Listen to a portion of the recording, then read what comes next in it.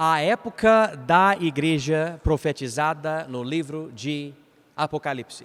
Sim, eu acredito nisso. Eu acredito que capítulos 2 e 3 do livro de Apocalipse são uma profecia da época da igreja. Vou ler aqui esse primeiro parágrafo na apostila, página 2. Diz aqui: há 7 igrejas que recebem uma carta de Jesus, 96 DC, o ano 96. E você vai achar essas 7 cartas em capítulos 2 e 3 de Apocalipse. Essas igrejas eram na Ásia Menor, a Turquia. Inclusive, eu trouxe esse globo da minha filha, Mariah, aqui. Vou mostrar para vocês. Nós estamos aqui, certo? O Brasil, certo? E nós vamos passar o Oceano Atlântico, passar a África aqui, né?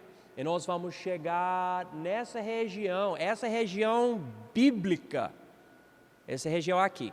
E essas 7 igrejas, cujos nomes se encontram em Apocalipse 2 e Apocalipse 3, ficavam nessa região aqui, Turquia, bem longe do Brasil, E Jesus queria essas cartas para essas igrejas, usando o apóstolo João para mandar essas cartas, tá? Essas igrejas não existem mais. São importantes para nós porque essas cartas profeticamente paralelizam os 7 períodos da época da igreja, desde a crucificação de Jesus no ano 33, mais ou menos, no ano 30 talvez seja até melhor, ou ano 29, alguns dizem 28. Mas nós podemos notar o diagrama aqui embaixo. E eu vou passar um tempo com vocês aqui nesse diagrama, vendo essas coisas, mas há 7 igrejas e cada igreja representa algo. Inclusive, deixa eu fazer o seguinte com vocês. Eu vou ler e lidar com esses últimos parágrafos da página 2, e daí eu vou voltar para esse diagrama para mostrar um pouco melhor. Cada uma das 7 igrejas representa a transição do epicentro de influência cristã ao longo da época da igreja. Assim, a profecia não abrange somente uma linhagem, marca isso daqui, somente uma linhagem pura de igrejas batistas, mas o movimento cristão com todas as suas manchas, como, por exemplo, muitos que professam o nome de Cristo, mas nem têm Cristo no coração. Isso fica mais claro ao examinar cada igreja e cada período que ela paraleliza. Além disso, é bom notar que o Evangelho já se espalhou em vários outros lugares no mundo que não serão inclusos nessa matéria. Isso é porque o foco aqui não é tudo o que aconteceu no mundo em nome de Jesus, mas especificamente o que aconteceu que afeta ou influencia as nossas igrejas aqui no Brasil. Então, começamos no berço da igreja, Israel. Seguimos os movimentos dela para a África, Europa, partes da Ásia e para o Oeste, que inclui a América do Norte e a América do Sul. Principalmente até onde esses movimentos têm influência na transmissão do Evangelho ou do ministério cristão para os povos do Oeste. E último parágrafo aqui, esse é um curso bíblico. Não é possível lidar com cada pessoa, cada movimento, cada doutrina, cada evento, etc.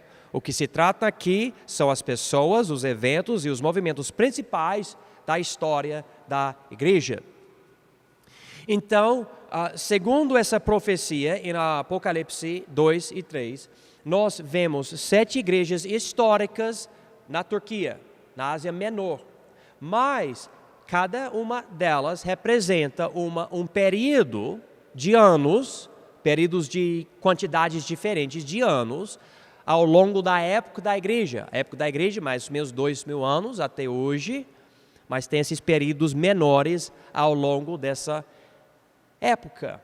E quando você estuda desse jeito, você nota como o evangelho, principalmente, foi da Ásia para a África um pouquinho, mas principalmente para a Europa. E depois de ir para a Europa, pulou o Oceano Atlântico e foi para a América do Norte e a América do Sul. Isto não quer dizer que o evangelho não foi para a África ou para a China, etc. Mas fica muito claro, ao estudar a geografia e a história do mundo, que o epicentro da influência cristã não estava na China, não estava na África do Sul, não estava. Mas tinha essa transição ao longo dos anos. E é isso que nós vamos seguir. E alguém vai falar, mas você vai seguir a história dos batistas? O máximo possível. Porém, a história dos batistas é mais seguir um caminho de sangue. Você vai ver pessoas que acreditavam no que nós acreditamos, que foram mortos, e muitas vezes você segue perseguições e você lê os documentos dos perseguidores para ver, eles estavam matando pessoas que acreditavam no que nós acreditamos. Os batistas não tinham um monte de livro, como, por exemplo, os católicos tinham, os puritanos e outros. Não tinham.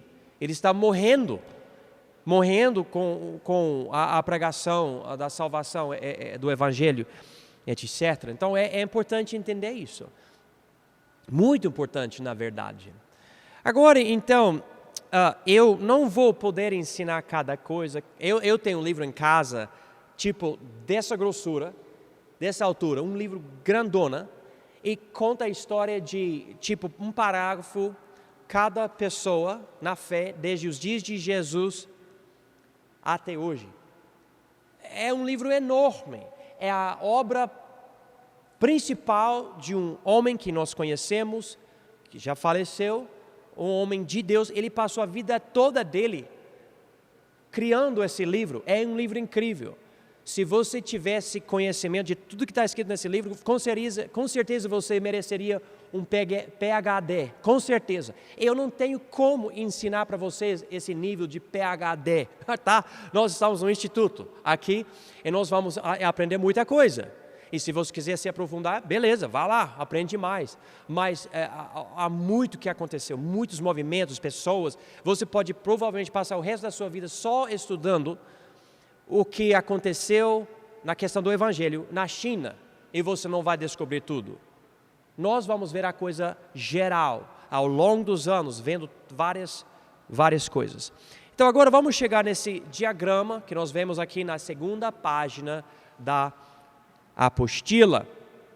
E diz aqui, visão geral do calendário da época da igreja. E você vai ver aqui as igrejas, Éfeso, Esmirna, Pérgamo, Tiatira, Sardes, Filadélfia, Laodiceia. 7 igrejas em 7 cidades diferentes. Esses são os nomes das cidades onde ficavam essas igrejas. Agora na nação da Turquia.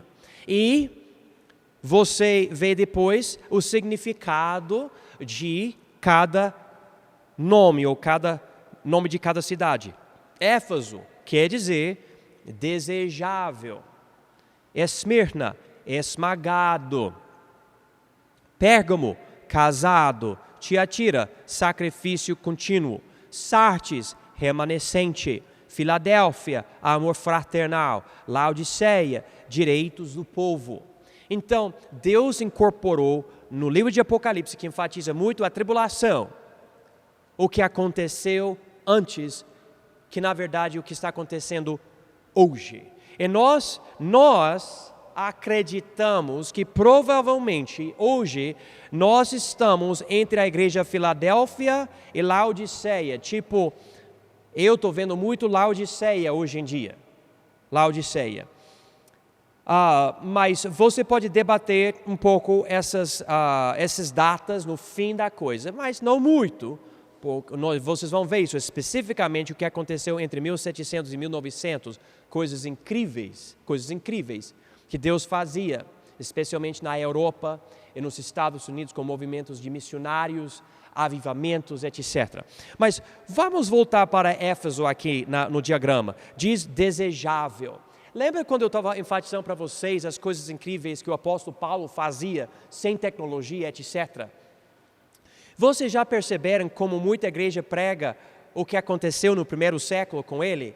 E todo mundo deseja ter uma igreja, um ministério igual ao apóstolo Paulo, como ele fazia as coisas e tudo. Então, é super correto essa primeira época ter esse nome Éfeso, ou seja, desejável. Inclusive, meu pastor, ele escreveu um livro chamado A Igreja do Primeiro Século. E a ideia é, vamos voltar para o primeiro século, vamos voltar para a igreja dos apóstolos, vamos voltar para o jeito que eles faziam as coisas. Eles oravam, eles tinham coragem, eles aceitavam a perseguição. Eles não tinham medo de sofrer pelo nome de Jesus Cristo, eles queriam mesmo fazer o certo, eles batalhavam pela fé, vamos voltar para isso. Hoje em dia há tanta ênfase, precisamos da tecnologia, precisamos de banda de louvor, precisamos de danças, precisamos disso, precisamos de aquilo, precisamos tirar o palco, vamos colocar algo preto, vamos colocar, em vez de ter um púlpito, vamos colocar uma mesinha com um tipo de cadeira de bar, vamos pintar as paredes a cor preta, vamos mudar a iluminação, vamos colocar fumaça, vamos tirar a gravata, vamos colocar uma camiseta que sempre tem um logotipo de alguma coisa e calça jeans rasgada. Vamos fazer, porque daí fica legal. E essa é a ênfase hoje em dia. Vamos fazer tudo isso para atrair pessoas, para não ter uma coisa entre nós e o mundo. Vamos ser mais mundano para ganhar o mundo. Paulo não precisou fazer nada disso. Não tinha nada disso. E ele alcançava até políticos do Império Romano. Isso é incrível. Mas como que ele fez essas coisas? Pelo Espírito Santo. Totalmente diferente do que a ênfase hoje em dia. Eu me lembro, eu estava numa igreja nos Estados Unidos e a igreja perdeu muita gente. Esse novo pastor entrou, não era a igreja batista, era outra denominação. E tinha pouca gente. E um salão, na verdade, menor do que esse salão daqui, talvez. Talvez não, porque é mais comprido aqui, mas era mais largo. Mas ele falou, eu sei o que essa igreja precisa. O que essa igreja precisa? Precisa de mais telas. Vamos colocar telas, cada 2, 3 bancos, vamos colocar telas. Sério? Sim, isso vai ajudar, mais pessoas vêm para a igreja. E ele colocou, 2 telas nesses 2 bancos aqui, mais 2 telas aqui, mais 2 telas, mais 2 telas. Igreja cheia de telas, eu acho que tinha uns 10, 12 telas no salão. A igreja não cresceu, irmãos. Não cresceu. Tela não dá crescimento para a igreja. Mas ele estava convencido, não, mas tela vai servir, vai dar certo, né? Não, eu me lembro de outra igreja. Não, essa igreja tem nome Batista, vamos mudar o nome não dá. Por causa disso, povo, o nome da igreja já está sujo na cidade, vamos mudar o nome da igreja. Eu falei, eu não concordo. Mudar o nome da igreja não vai fazer nada. Você é a mesma pessoa, a mesma igreja, mesmo povo. O que falta é o poder do Espírito Santo. Esse é o problema. E nós precisamos entender isso. E quando enfatizo isso, eu fico desejando o ânimo, o espírito da igreja do primeiro século. Eu quero voltar para Paulo e Pedro e Tiago, Estevão, essas pessoas. Então, nós colocamos aqui 30 a 100, esses anos. Então, depois da ascensão de Jesus, ele voltou para o céu, até o fim da vida, basicamente, do apóstolo João. Ele recebeu o livro de Apocalipse em 97, 98, por aí. Segunda igreja, Esmirna, dos anos 100 a 300. Essa era uma época extremamente difícil. Na verdade, é uma época de grande perseguição. A perseguição vai dos judeus, que perseguiam muitos crentes no primeiro século, para os romanos. Os romanos perseguiam muito, vários imperadores atacavam os crentes. Nós vamos estudar sobre tudo isso, mas uma situação bem feia. Muito sangue mesmo, derramado por causa do governo romano. Já acontece isso no primeiro século, quando a igreja é desejável. Já acontece, inclusive, Tiago morre, Pedro morre, Paulo morre, e nós entendemos pela tradição da igreja, a maior parte deles morrem por causa disso. Só o João que não morre desse jeito, mas ele fica fervido em um caldeirão de óleo, de azeite, algo assim. Mas, interessantemente, o segundo e terceiro século são séculos de grande perseguição, e a palavra Esmirna quer dizer esmagado. Esmagado. É isso que aconteceu com a igreja. É a época que tem essa marca, mártires. Pessoas morrendo por causa da fé delas. Você acredita em Jesus? Se você negar Jesus, você pode ser solto hoje, você pode ir lá e viver sua vida. Não, eu não vou negar meu Salvador.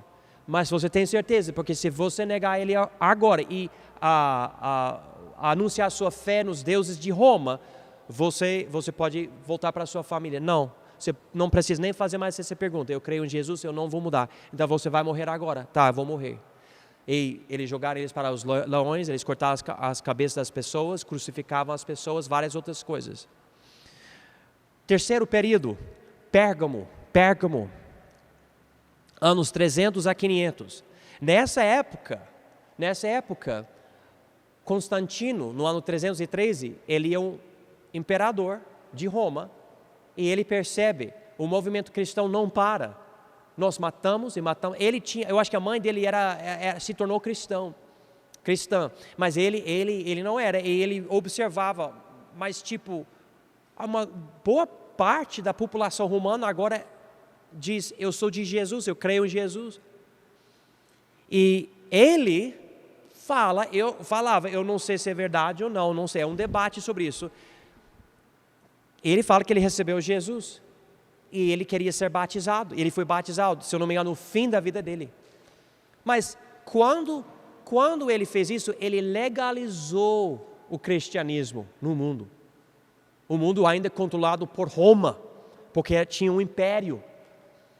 Quando ele legalizou, ele queria ajudar, porque ele tinha, entre aspas, recebido Jesus Cristo.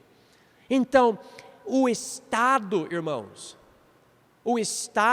se casou com a igreja e começou a dar coisas para a igreja, dinheiro, ajudando os pastores, ou seja, os bispos.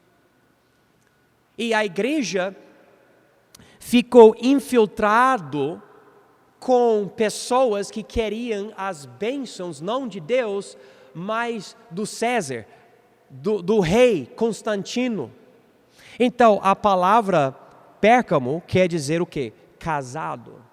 E a marca dessa época, mundanismo. O paganismo infiltrou a igreja. E nós vamos ver isso, como o paganismo entrou, porque daí ficou fácil. Na verdade, não somente ficou fácil ser crente, ficou melhor, porque agora Roma gosta de mim e vai me abençoar. Daí, nessa época, o prédio da igreja, o salão da igreja, começou a ser construído. Antes disso, as pessoas estavam se escondendo nas catacumbas e outros lugares, entre os túmulos e em casa, por causa da perseguição. Isso nos leva para o quarto período, Tiatira, outra cidade na Turquia, dos anos 500 a 1500. Isso é incrível, mas 1000 anos esse período. E nessa época, basicamente você tem Roma dizendo a única religião aceitável é o cristianismo. Se você é pagão, se você acredita em outra coisa, se você não aceitar o cristianismo do jeito que nós ensinamos, você está errado e você vai sofrer, você pode até morrer. Então, se tornou a igreja estatal. Ou seja, a igreja católica romana. A palavra católico quer dizer universal, ou o que abrange tudo. Então, no início, todo mundo era da igreja católica, não porque existia uma igreja católica, mas porque toda pessoa salva fazia parte da igreja. Mas quando surgiu isso, tinha pessoas falando, mas eu não sou dessa igreja de Roma, eu nem acredito em tudo que eles ensinam. O cristianismo não veio do César, veio de Jesus. Tinha pessoas que não queriam entrar, inclusive antepassados dos batistas. Não queriam entrar na igreja do Estado.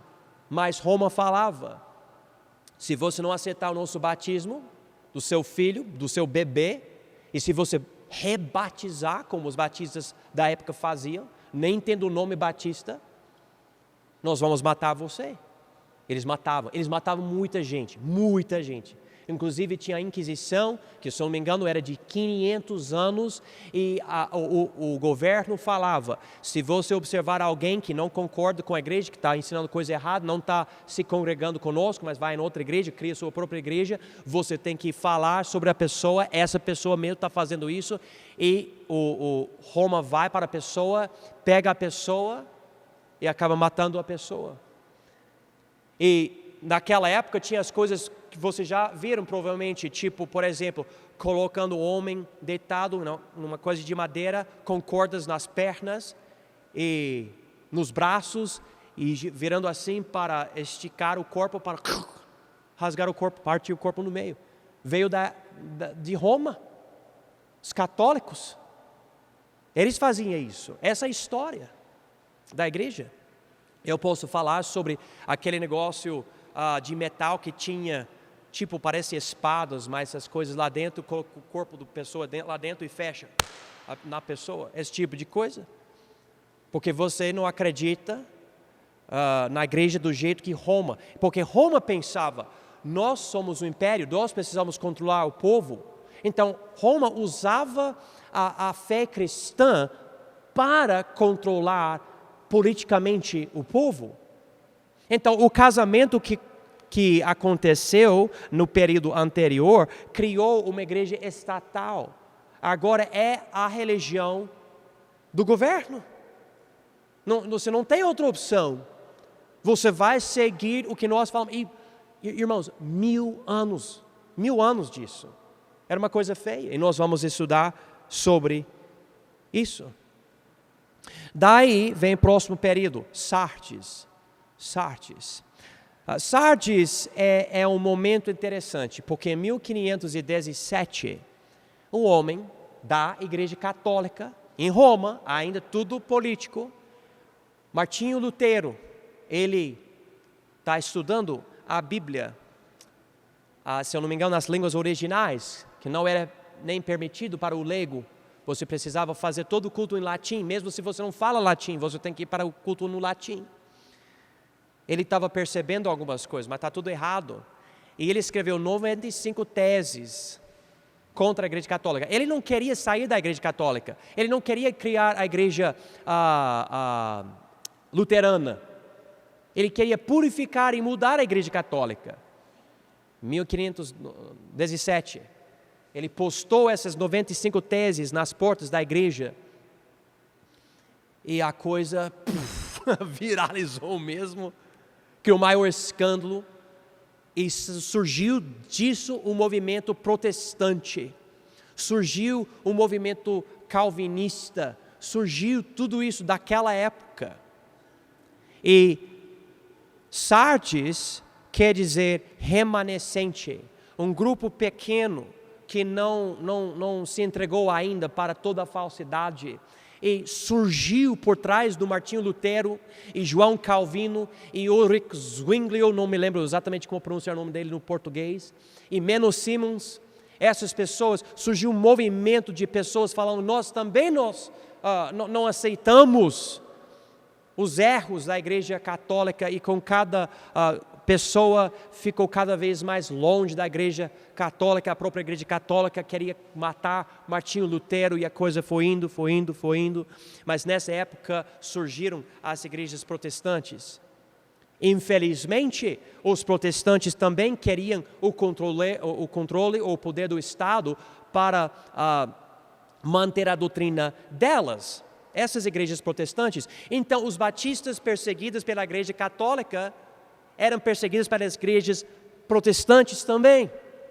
E tem casos em que homens famosos concordavam com a morte de um batista, porque o batista não aceitava toda a doutrina da igreja luterana ou da igreja dos calvinistas. Não aceitava. E você pode ler, e eu vou tentar ensinar sobre essas coisas para vocês também. Inclusive, essas coisas até entraram nos Estados Unidos. Quando os Estados Unidos foi fundado, os puritanos, que eram protestantes, queriam formar algo chamado, se não me engano no português, oligarquia puritana. E você não podia simplesmente fundar a sua própria igreja. Você precisava fazer parte da igreja deles, da igreja de cada estado, etc., esse tipo, de cada cidade. E um homem chamado Obadiah Holmes, ele sofria muito por causa disso lá. E eu me lembro de histórias aqui no Brasil que às vezes em certas cidades chegava, por exemplo, isso é mais da igreja católica, chegava até um missionário que foi para uma cidade e o padre controlava tudo e atacava fisicamente o missionário que chegou na cidade. Aqui no Brasil acontecia isso. Então, nós estamos hoje vivendo numa época que nós compreendemos uma divisão. O governo tem certo poder e a igreja tem outro poder. O governo tem certa autoridade, a igreja tem outra autoridade. Nós não devemos, misturar essas coisas. Mas essa época hoje, irmãos, é uma nova realidade. Não existia isso. Existia o governo que queria controlar até a religião da pessoa. E claro, estamos vendo agora como os governos estão querendo voltar a ter esse poder. Você não pode pregar isso, você não pode fazer isso. Quem já está percebendo isso? Estão querendo voltar para isso. Agora, depois do movimento protestante, esse remanescente, que realmente tinha pessoas salvas em tudo isso, vem o próximo período, Filadélfia, 1700 a 1900. E esse período é um período incrível. Tem Jonathan Edwards, D.L. Moody, Charles Haddon Spurgeon, e vários movimentos, avivamentos, William Carey, Hudson Taylor. Você ouve muito esses nomes, esses missionários, esses evangelistas e pastores, todos esses dessa época, esses que foram usados incrivelmente para alcançar literalmente milhares e milhões de pessoas. E aconteceu um amor dentro da igreja. Vamos alcançar pessoas na Índia, vamos alcançar pessoas na África, porque eles não enviavam missionários. Não enviavam. Inclusive, quando William Carey queria alcançar pessoas sem Cristo, os pagãos, pessoas falam para ele, se Deus quiser alcançar essas pessoas, Ele manda o evangelho para essas pessoas, você não precisa ir. E deu uma briga e tudo.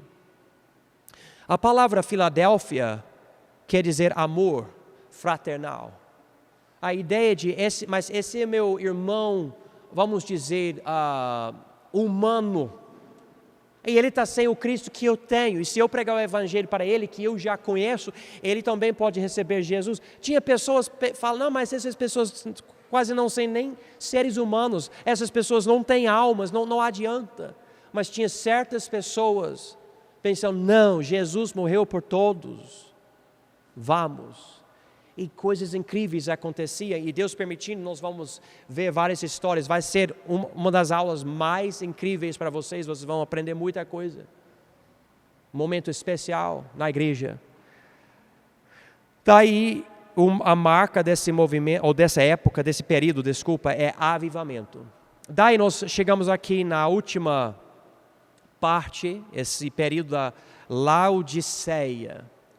Laodiceia tem a marca de apostasia, é de 1900 até o presente, é quando os evangelistas ainda alcançavam muitas pessoas, tinha ainda Billy Sunday, tinha Billy Graham, mas ao longo dos anos, entrou um monte de coisa na igreja que não é de Jesus, não é de Jesus.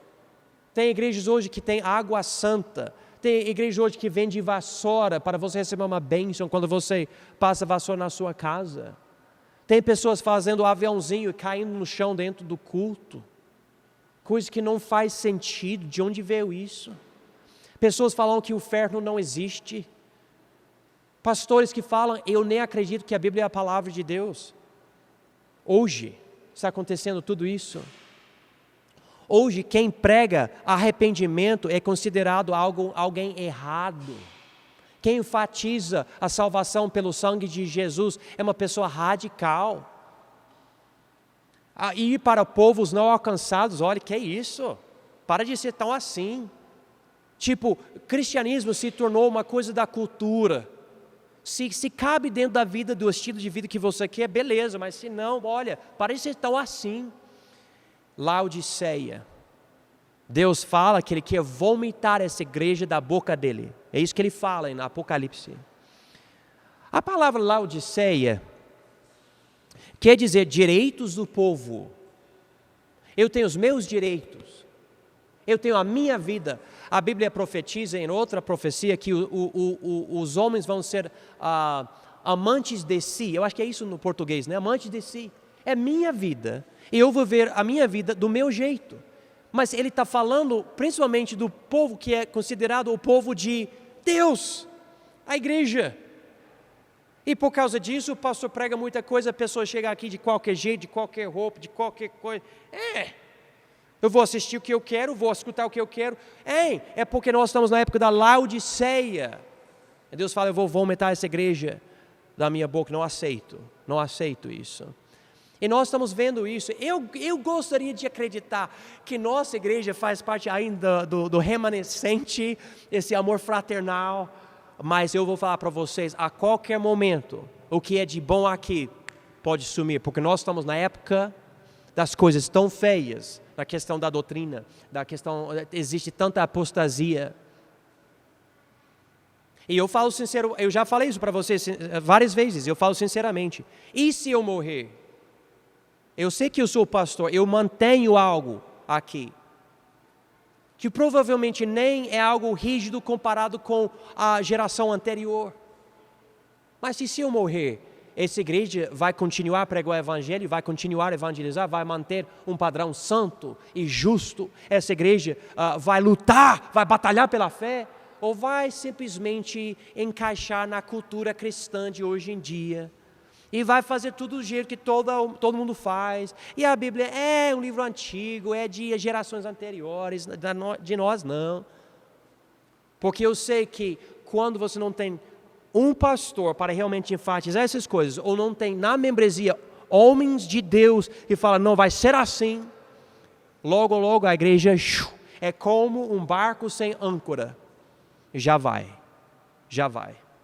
Mas nós estamos nessa época da Laodiceia, ao meu entendimento, eu vejo isso. Então o que nós vamos fazer? Nas próximas aulas, nós vamos voltar para Éfeso, a igreja desejável, e nós vamos seguindo e lendo essa história, comparando eventos, movimentos, pessoas, lugares. Se você tem perguntas, vocês podem fazer perguntas durante as aulas. E também, um livro que eu recomendo, esse daqui, no português. Se quiser o nome, eu posso ajudar você, porque no momento, eu acho que é cristianismo ao longo dos séculos, algo assim. Através dos séculos. Mas é um bom livro, pode ajudar bastante vocês.